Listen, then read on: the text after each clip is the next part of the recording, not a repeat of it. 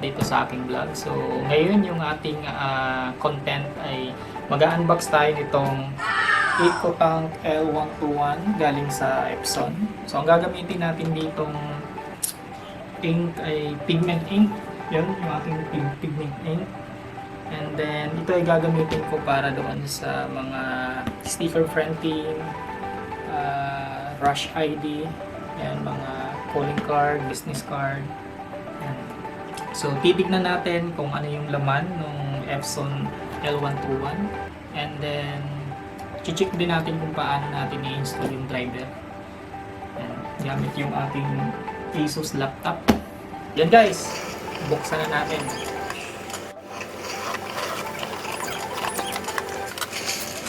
Yan guys, what we have here. Meron ako ditong mousepad. Actually guys, hindi ko kasama sa printer. Free lang ito nang binili ko. Yan. Meron ditong mga dye ink. Yan, meron siyang free na dye ink, 4. Color black. Next is cyan, blue. Then magenta. And then yellow. Yan lahat guys. And then meron rin tayo ditong power cord. Yan yung kinukunik natin sa ating printer papunta dun sa outlet. And then there we go, printer itself. Yan, ganda guys, ang liit lang, very handy. And then meron din tayong USB cable. Yan, ito naman yung kinukunik natin sa ating PC. And then meron tayo ditong manual and then the CD. Yan yung gagamitin natin sa pag-install ng drive or driver. And then meron tayong tray, paper extension holder.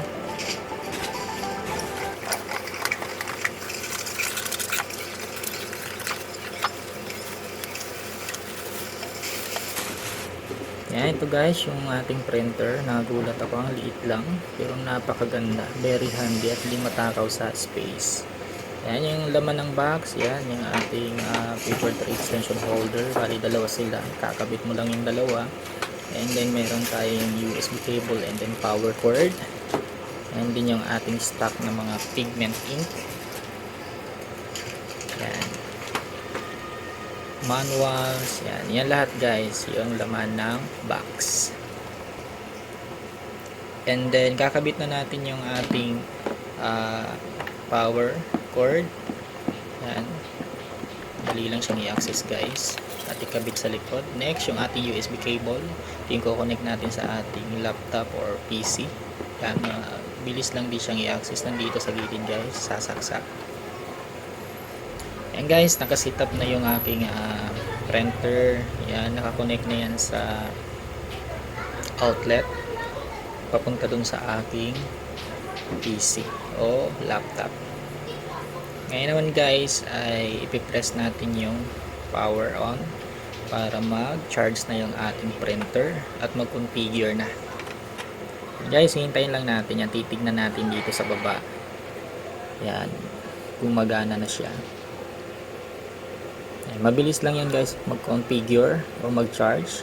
And then after nyan, titingnan natin yung ilaw doon sa taas. Once na steady na yung dalawang ilaw, ibig sabihin yan, ready na tayong mag-refill ng ink. Yan. Ito yung mga tank ng ating ink. Yan. Tatanggalin lang natin yung mga takip niya. Yan.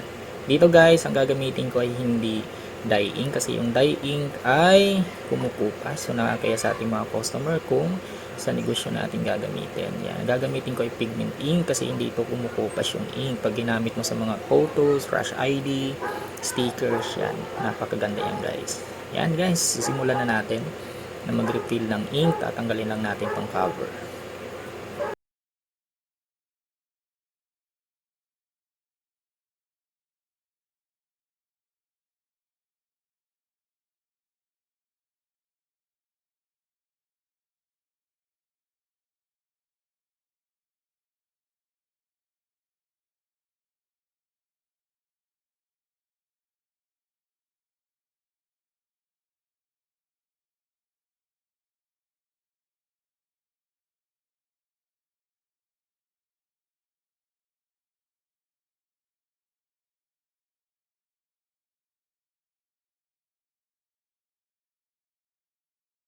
ng ink. So ipipress natin ang red light ng 3 seconds.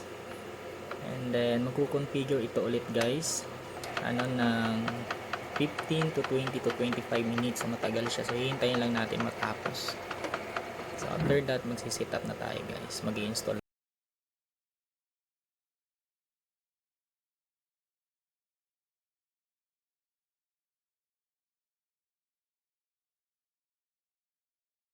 Yan. Dito tayo kukuha ng driver para ma-access natin yung printer. Then after natin malagay, open natin yung drivers doon sa ating files. And then yung printer, click din natin.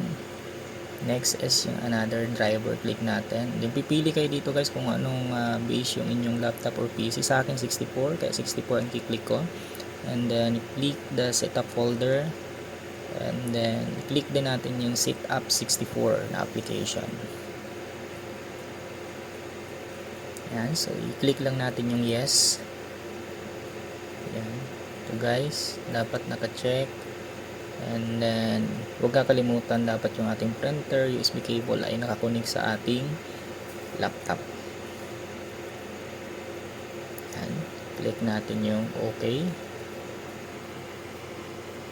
Tayin lang natin guys, mabilis lang to.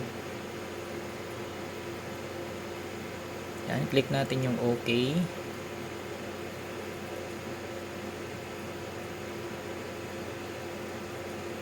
Then click natin yung check, yung agree, and then click yung OK.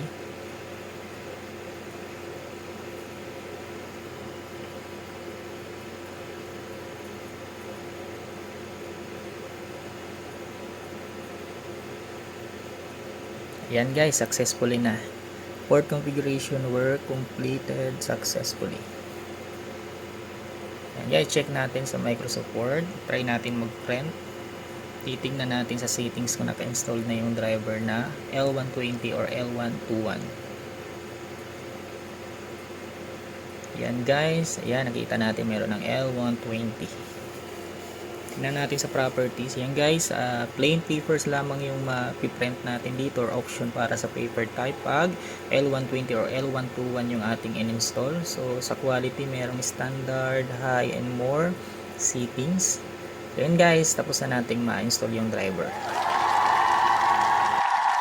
Yan, natapos na natin yung pag-unbox ng ating L121 na printer. And then na-install na rin natin siya sa computer gamit itong CD na kasama doon sa printer. Kaya napakadali lang, sundin nyo lang yung guide, step by step ng pag-i-install ng driver. And guys, konting kaalaman lang, yung L120 and then L121 ay iisa lang yan. Magkaiba lang yung model pero yung specs and then functionality ay same lang. Kaya huwag kayong malito kung yung na-install doon sa inyong mga computer ay L120.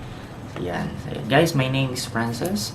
And huwag niyong kakalimutan na mag-subscribe and then click the notification bell para doon sa mga next ko pang i-upload na mga video ay updated kayo. Sana marami kayong natutunan dito guys sa aking channel. So yan, the printing creation guys, support my channel. Thank you and bye. God bless.